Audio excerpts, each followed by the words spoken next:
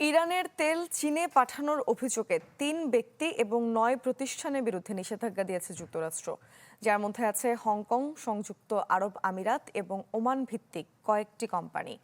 মার্কিন ট্রেজারি বিভাগ বলছে এসব প্রতিষ্ঠান এবং ব্যক্তি বিভিন্ন কোম্পানির মাধ্যমে ইরানের ইসলামিক রেভলিউশনারি গার্ড কর্পস বা আইআরজিসির তেল বিক্রি এবং পরিবহনে সহায়তা করেছে। যুক্তরাষ্ট্রের অভিযোগ, ইরান এই তেল বিক্রির অর্থ অস্ত্র কর্মসূচি, ড্রোন এবং ব্যালিস্টিক ক্ষেপণাস্ত্রের উন্নয়ন এবং আঞ্চলিক মিত্র গোষ্ঠীগুলোকে সহায়তা করার জন্য ব্যবহার করেছে।